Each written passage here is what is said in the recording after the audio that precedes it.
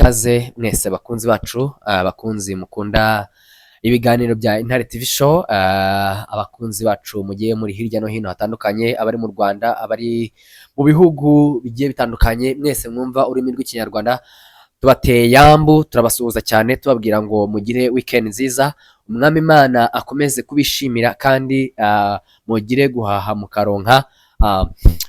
Uyu munsi tugarutse mu makuru nk'ibisanzwe ni Benelso, hanyuma iyi ni Intare TV show. Muraza kunyihanganira ijwi ntabwo rimeze neza, murabizi ko turi mu bihe bigoye, ibihe by'akavumbi, ukuntu imvura irimo iragwa, akavumbi kakazamuka ari kenshi, narwaye uducurane ndetse n'inkorora, ariko ntibiri bumbuze kubahereza amakuru agiye agezweho kandi atandukanye. Mu makuru yacu uyu munsi rero turaza kwibanda kuri Bamporiki Edouard ndetse na Rtd Gasana Emmanuel. Ushobora kwibaza ngo nihe mpamvu tugarutse kuri abagabo?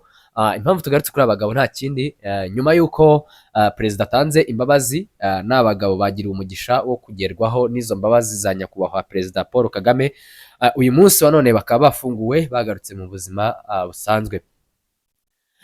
Turarebera hamwe rero, turaza kurebera hamwe ese iyo umuntu ahawe imbabazi na nyakubahwa, cyangwa se ahawe imbabazi na nyakubahwa perezida w'igihugu, asabwa iki, n'iki kimugomba, n'icyo agomba gukora.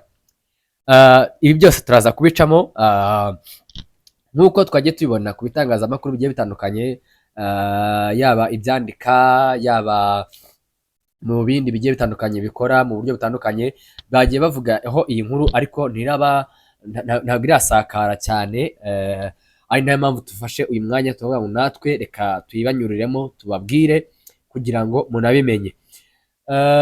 Perezida Kagame yahaye imbabazi abarimo Bamporiki ndetse na CG Rtd Gasana Emmanuel. Uyu yahoze ari guverineri w'intara y'Iburasirazuba, naho Edouard we ngira ngo muramuzi cyane kuko yamenyekanye muri byinshi cyane, harimo nko gukina amafilime, kuyandika, ndetse yagiye atwara n'ibihembo bitandukanye muri iki gisate cya filime nyarwanda. Yagiye agira amafilime menshi, yagiye yegukana ibihembo, yagiye ahatana mu nzego zigiye zitandukanye. Edouard rero yabaye umuntu ukomeye, abantu baramuzi cyane, ndetse yabaye n'umunyarwenya ukomeye, ntawe utamuzi mu gihugu cy'u Rwanda. Ngira ngo utamuzi n'utarigeze aba mu gihugu cy'u Rwanda, cyangwa se wenda n'utarigeze, ntekereza ko, ariko sinzi ubundi buryo nshobora kuba nabivugamo, ariko uwaba utamuzi ubwo nyine n'uwaba atarabaye mu Rwanda, ariko no hanze yaravuzwe kuko yagiye ajya no mu bihugu bitandukanye, ubwo yahatanaga ibihembo bigiye bitandukanye by'izo filime. So twagiye rero n'amakuru yacu. Sorry. Perezida Paul Kagame yahaye imbabazi abagororwa bari bafunzwe, barimo Edouard Bamporiki wahoze ari umunyamabanga wa leta muri Minisiteri y'Urubyiruko n'Umuco. Ibi ngibi turabizi cyane, abanyarwanda, abanyarwandakazi murabizi, ni naho yamenyekaniye cyane. Mu biganiro bye byinshi yagiye agira, yagiye agaragara nyine nk'umuntu w'umunyarwenya.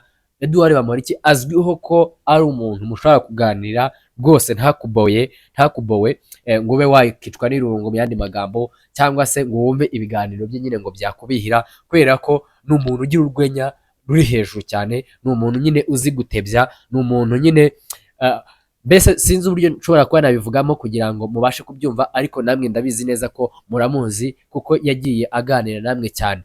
Dukomeje n'amakuru yacu rero, uyu Edouard yahawe imbabazi na nyakubahwa perezida wa Repubulika y'u Rwanda Paul Kagame, kandi ndetse ubwo yari kumwe na mugenzi we nawe Rtd Gasana Emmanuel wari guverineri w'intara y'Iburasirazuba. Rya perezida riha imbabazi abagororwa ryasohotse ku gazeti ya leta kuwa 18 Ukwakira, bivuga ngo ryasohotse ejo, nibwo ryasohotse. Aba bagabo nibwo bahawe imbabazi, babasha kuba basohoka mu miryango ya gereza, bongera kureba hanze nk'uko babivuga. Abariyo baba bavuga ngo bari mu kindi gihugu, usanga babaza amakuru nyine, babaza ngo abari hakurya bameze bate, ukagira ngo si mu gihugu kimwe, ariko ibyo byo wenda kwari ugutebya. Dukomeje n'amakuru yacu rero, ryasohotse ku wa 18 Ukwakira 2024, rigaragaza ko hari abagororwa bahawe imbabazi barimo nabo bari bafungiwe mu igororero rya Nyarugenge. Igororero rya Nyarugenge, ubwo ari naho uyu Edouard yarafungiwe.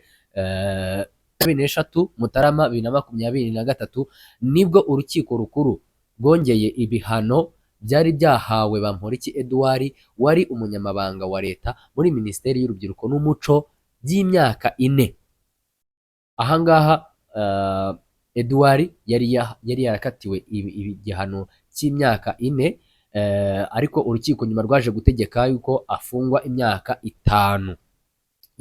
Urukiko nyuma rwaje gutegeka yuko afungwa imyaka 5 ndetse runamuca izahabu y'amafaranga miliyoni 30 y'amafaranga y'u Rwanda.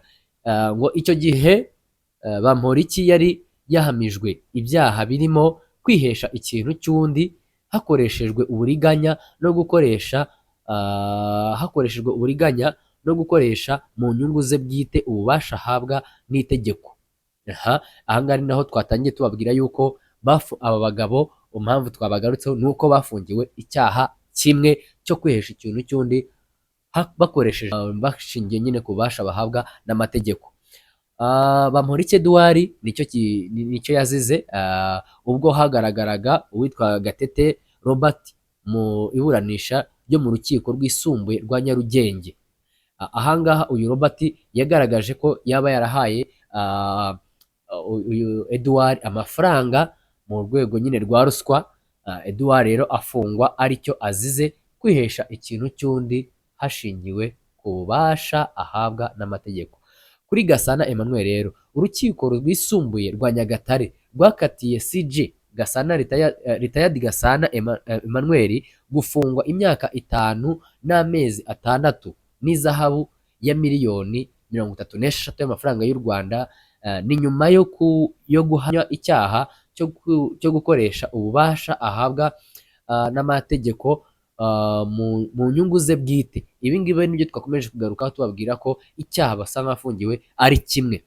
Abahawe imbabazi bose barasabwa kubahiriza ibintu bitandukanye birimo no kwiyereka, aribyo tugiye kugarukaho. Twababwiye bwa mbere ko uwahawe imbabazi hari ibyo asabwa, ibyo asabwa rero ni ibihe? Nibyo tugiye kugarukaho. Icya mbere asabwa, agomba kwiyereka umushinjacyaha wo ku rwego rw'ibanze rw'aho aba cyangwa abarizwa. Icya kabiri agomba gukora ni iki? Icya kabiri agomba gukora ni uko aho ubushinjacyaha bukorera no kumenyesha umudugudu,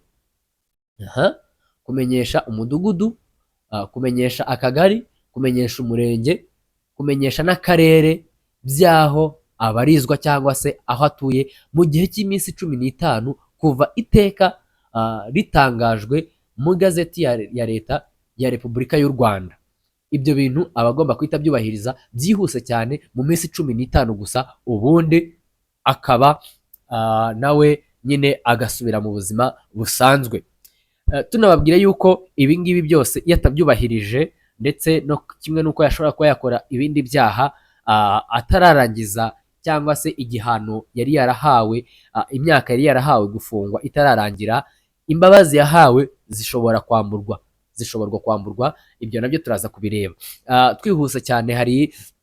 Hari kandi kwitaba umushinjacyaha mu rwego rw'ibanze rw'aho atuye, aho ubushinjacyaha bukorera, inshuro imwe mu kwezi ku munsi wagenwe n'umushinjacyaha ku rwego rw'ibanze, no gusaba minisitiri ufite ubutabera mu nshingano uruhushya igihe cyose ashatse kujya mu mahanga. Ibi ni ibintu byo kwitondera cyane, agomba kubahiriza bino bintu. Atabyubahirije bishobora kuba byamuviramo izindi ngaruka zitari nziza.